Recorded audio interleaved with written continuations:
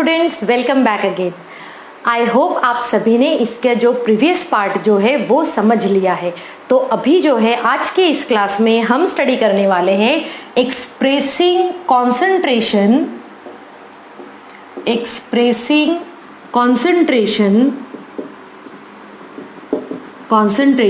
Of solutions. तो अभी हमने प्रीवियस पार्ट में ये देखा था कि कितने टाइप्स ऑफ सॉल्यूशन होते हैं और उसका थोड़ा सा इंट्रोडक्टरी पार्ट जो है हमने स्टडी किया था। तो इस क्लास में अभी हम कहने वाले हैं, स्टडी करने वाले हैं एक्सप्रेसिंग कॉन्सेंट्रेशन ऑफ सॉल्यूशन। तो अभी सबसे पहले हम ये कॉन्सेप्ट समझते हैं कि कॉन्सेंट्रेशन ऑफ सॉल्यूशन होता क्या है। क्या है ये कॉन्सेंट्रेशन ऑफ सॉल्यूशन, क्या होता है? अब कॉन्सेंट्रेशन ऑफ सॉल्यूशन क्या होता है, चलो हम स्टडी करते हैं। और कॉन्सेंट्रेशन क्या होता है? Concentration it means amount of solute present in given amount of solvent.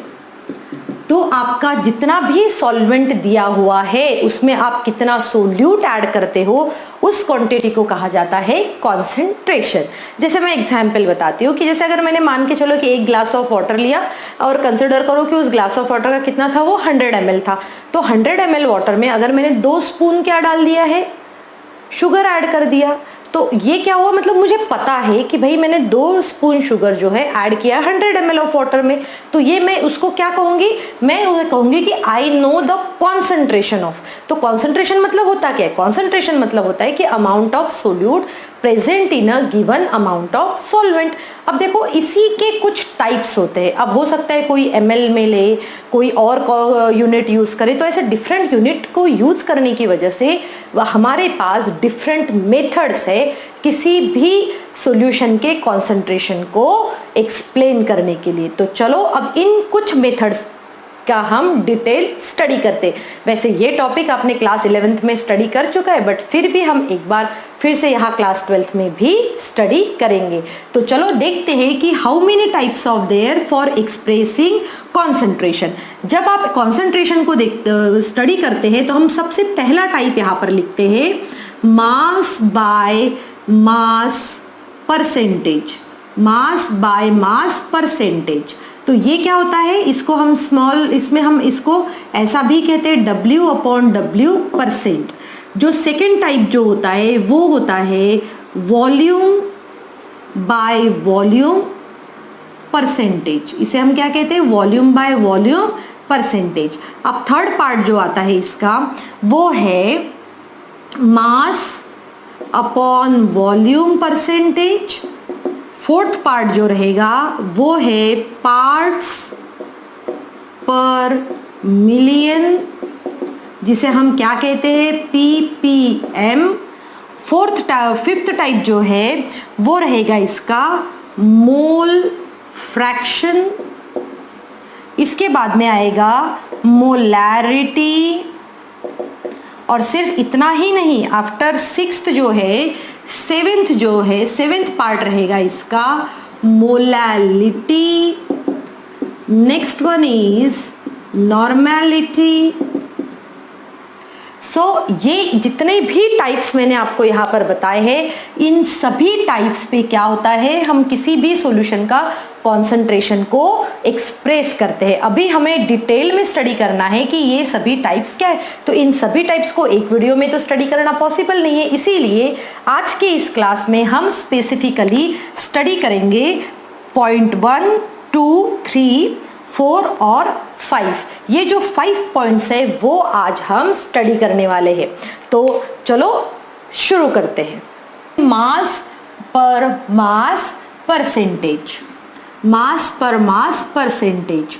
अब देखो, अब ये मास और मास परसेंटेज मीन्स क्या होता है, इसके लिए सबसे पहले हमें फॉर्मूला पता होना चाहिए। और फॉर्मूला के इसको जैसे मैंने कहा W/W% में भी डिनोट किया जाता है। तो यहाँ पर हम लिखते हैं mass of solute upon mass of solution into 100। तो ये हो जाएगा mass upon mass percentage.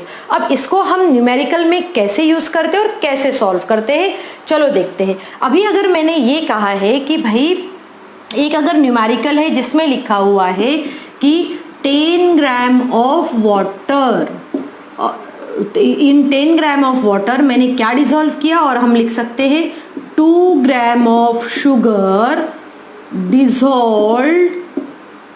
Dissolved in 10 gram of water.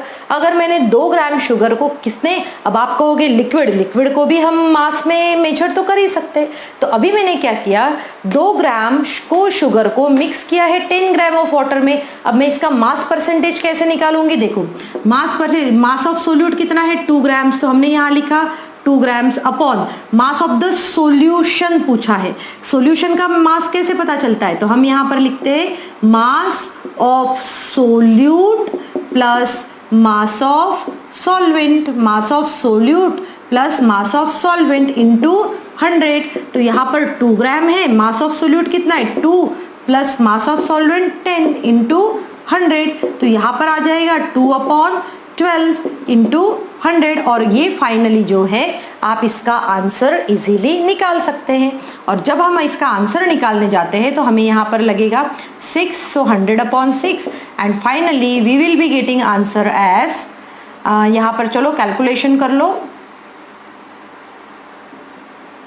Okay approx 16.66% जो है इसकी ये वैल्यू निकलेगी। ये कॉन्सेप्ट आपने पहले भी पढ़ा है, याद आ रहा है क्या, आपने ये पढ़ा है क्लास 9th में।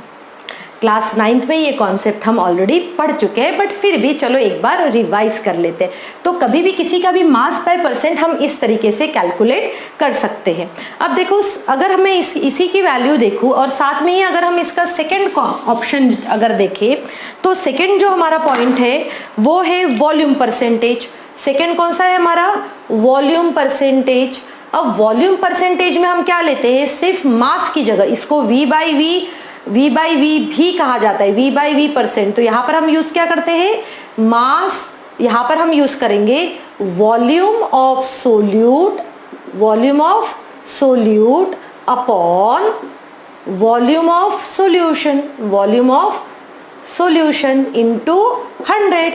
तो सिमिलरली होगा, सिर्फ यहाँ पर अगर मैंने 2 ग्राम कहा है तो अगर यहाँ पर हो सकता है कि 2 ml डिजोल्व इन 100 ml। देखो हम सेम कैलकुलेट कर सकते हैं। जैसे अगर मैंने कहा है, यहाँ पर मैं एक दूसरा एग्जाम्पल लेती हूँ और वो एग्जाम्पल है कि जैसे अगर मैंने कहा यहाँ पर कि भाई 20 ml is dissolved in 80 ml of water, how to calculate, तो 20/20 plus 80 into 100।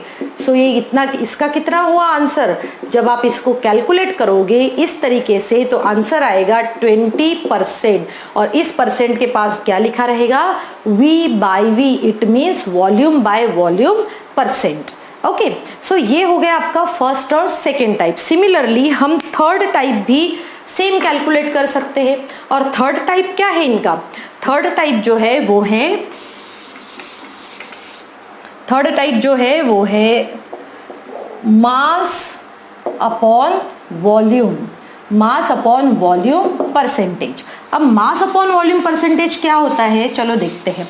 Mass upon volume percentage it means इसको हम W बाई V भी यूज कर सकते हैं परसेंट, और यहाँ पर हम लिखेंगे mass of solute upon volume of solution into 100। अगर मैंने ये कहा कि मैंने 20 gram of sugar dissolved in 20 gram of sugar is dissolved in 100 ml of water, 100 ml of water. तो इसका परसेंटेज कितना होना चाहिए, तो देखो मैं कैसे लिखूंगी, मास ऑफ सोल्यूट की जगह क्या आएगा 20, मास ऑफ सोल्यूशन, तो मास ऑफ सोल्यूशन में क्या होगा, सोल्यूट प्लस सॉल्वेंट। तो हमने इसमें क्या किया 20 प्लस 100 इंटू 100, तो यहाँ पर होगा 20/120 इंटू 100। और फिर जो है हम इसका आंसर कैलकुलेट कर सकते हैं, और ये जो आंसर आएगा वो इस तरीके से होगा। तो यहाँ पर लगभग हो जाएगा ये आंसर 16.6। तो इस तरीके से हम सॉल्व कर सकते हैं। अब हम ये सोचते हैं कि ये सब हम कहाँ यूटिलाइज करते हैं। तो ये जो अगर आपने मेडिसिन की बॉटल्स ध्यान से अगर देखी है तो मेडिसिन की बॉटल्स पे ये इस तरीके से लिखा रहता है कि कौन सा इंग्रेडिएंट कितनी क्वांटिटी में प्रेजेंट है। और जल्दी से आप मेडिसिन की बोतल लेकर आइए और देखिए उसमें है या नहीं लिखा हुआ। उसमें ज़रूर आपको V/V, W/V या फिर W/W लिखा हुआ ज़रूर मिलेगा। सो आई होप आपको ये तीनों concept, fourth ways of expressing concentration and that one is ppm, जिसको हम कहते हैं पार्ट्स पर मिलियन, पार्ट्स पर मिलियन। और ये जो क्वांटिटी यूज होती है, ये जो मेथड जो है वो यूज होता है to express very very small concentration, to express very very small concentration. जब बहुत ही कम कॉन्सेंट्रेशन रहता है तब हम इसका यूज करते हैं। और मोस्टली हम इसका जब यूज करते हैं तो एयर में जितने कंपोनेंट प्रेजेंट है, कि हीलियम गैस कितने क्वांटिटी में प्रेजेंट है, डस्ट पार्टिकल, स्मोक कितने क्वांटिटी में प्रेजेंट है, क्योंकि ये पूरे एयर के कंपैरिजन में बहुत कम क्वांटिटी में प्रेजेंट है और इसीलिए उनको क्या किस में किया जाता है, ppm में आप उसको मेजर किया जाता है। हम देखते हैं कि इतने बड़े सी वाटर में सॉल्ट कितने क्वांटिटी में प्रेजेंट है, तो वो भी क्या हुआ, कॉन्सेंट्रेशन तो है बट बहुत ही छोटा है और इसीलिए उसको किस में यूज किया जाएगा, ppm में। तो चलो देखते हैं कि ppm का फॉर्मूला होता क्या है। तो चलो देखते हैं इसका फॉर्मूला क्या होता है। So ppm is equal to number of parts of that particular component upon total component present, total component present, total component present into 10 to the power 6। So with the help of this formula हम क्या कर सकते हैं, numerical solve कर सकते हैं। हम पता कर सकते हैं कि उसमें छोटी सी अगर क्वांटिटी में है वो, तो वो क्वांटिटी कितनी ज़्यादा छोटी है। तो अभी हम चलते हैं हमारे फिफ्थ पार्ट की तरफ और फिफ्थ वे जो है एक्सप्रेसिंग द कंसंट्रेशन वो हम देखते हैं। तो हमारा फिफ्थ वे जो है वो है मोल फ्रैक्शन। और ये जो मोल फ्रैक्शन बहुत ही इंपॉर्टेंट है। Again I will say that ये क्लास 11th का टॉपिक है और क्लास 11th में आपने इसको अच्छे से पढ़ा हुआ है, फिर भी एक बार हम रिवाइज करते हैं। अब मोल फ्रैक्शन डिनोट करते हैं हमेशा वैल्यू x से। x एक ऐसा सिंबल माना जाता है। अब मोल फ्रैक्शन क्या होता है, मोल फ्रैक्शन ये है क्या, ये एक्चुअली रेशियो है। ये क्या है, रेशियो। चलो अब देखते हैं कि इसका रेशियो कैसे होता है। जैसा कि अगर मान के चलो कि सॉल्यूशन में दो कंपोनेंट है, let's consider that solution is having two component A and component B। तो अगर मुझे मोल फ्रैक्शन कैलकुलेट करना है, मोल फ्रैक्शन ऑफ A, अगर मुझे मोल फ्रैक्शन ऑफ A कैलकुलेट करना है तो मैं यहाँ पर क्या लिखूंगी, मैं यहाँ लिखूंगी number of moles of A upon total number of moles of solution. इसी को मैं कैसे एक्सप्रेस, हमने क्या किया, let A and B be the component. So आपके इसको हम कैसे लिख सकते हैं, XA, mole fraction of XA, number of moles of A। तो हम ये स्मॉल n A यूज कर सकते हैं। N stands for number of moles. और total number of moles of solution calculate करने के लिए हमें यहाँ लिखना पड़ेगा moles of A plus moles of B। So इस तरीके से हम किसी का भी मोल फ्रैक्शन का फॉर्मूला जो है हम ये बना सकते हैं। सिमिलरली अब चलो देखते हैं हम मोल फ्रैक्शन ऑफ B हम कैसे कैलकुलेट करेंगे। हम इस तरीके से कैलकुलेट करेंगे, mole fraction of B is equal to number of moles of B upon total number of moles, total number of moles of solution. और इसी फॉर्मूला को हम किस तरीके से लिख सकते हैं, देखो हम इसको लिख सकते हैं XB is equal to NB upon NA plus NB। So ये हो गया है किसका मोल फ्रैक्शन, ये हो गया कंपोनेंट ए का, ये हो गया है कंपोनेंट बी का। सिमिलरली अगर कोई एक और भी कंपोनेंट रहा तो हम उसका भी कैलकुलेट कर सकते, बस हमें total number of moles of solution change करने होंगे। तो जब हम इसको ये करते हैं तो एक और छोटा सा डेरिवेशन है जो बहुत इंपॉर्टेंट है, जो हम अभी कुछ और चैप्टर्स में भी और इसी चैप्टर में हम आगे स्टडी करने वाले हैं। क्या है वो छोटा सा डेरिवेशन, चलो देखते हैं। वो ये डेरिवेशन है कि XA plus XB is equal to 1। It means जब मोल फ्रैक्शन, दोनों के मोल फ्रैक्शन के आप ऐड करोगे तो हमेशा वैल्यू कितनी आएगी उसकी, 1 आएगी। कैसे आएगी, चलो अब हम समझते हैं। XA की वैल्यू क्या है, देखो यहाँ पर XA की वैल्यू है NA upon NA plus NB, ठीक है। और अब चलो दूसरा देखते हैं, हाँ XB की वैल्यू क्या है, NB अपॉन और यहाँ पर है NA प्लस NB। देखो दोनों डिनोमिनेटर सेम है, इसीलिए हम क्या कर सकते हैं, इनको एक साथ लिख सकते हैं। सो NA प्लस NB हमने इन दोनों को साथ में लिखा और A के डिनोमिनेटर लिख दिया यहाँ पर। तो A के डिनोमिनेटर जब लिखा तो ये कैंसिल आउट हो गए और वैल्यू क्या आई है, 1। तो इस तरीके से हम इसको प्रूफ कर सकते हैं और इसी को हम थोड़ा सा डिफरेंटली भी यूज करेंगे, सेम रिलेशन को, इसी चैप्टर के जब हम इसका फर्दर टॉपिक पढ़ेंगे।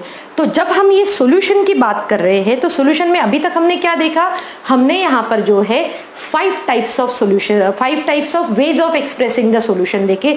फर्स्ट हमने मास परसेंट देखा, वॉल्यूम परसेंट देखा, मास बाय वॉल्यूम परसेंट देखा, नेक्स्ट पीपीएम, और लास्ट जो हमने आज की क्लास में जो स्टडी किया है वो है मोल फ्रैक्शन। सो स्टूडेंट आप इन सभी टॉपिक्स को एनसीईआरटी में से एक बार रीड करके रिवाइज करना है और इसके क्वेश्चंस सॉल्व करना है। आई होप आपको आज के इस क्लास में जो भी समझाया है वो अच्छे से समझ में आ गया है, और अगर अच्छे से समझ में आ गया है तो आप मेरे चैनल को, जो भी लोग नए हैं वो सभी सब्सक्राइब करना बिल्कुल मत भूलना, लाइक और शेयर जरूर करना। Thank you students and have a good day ahead.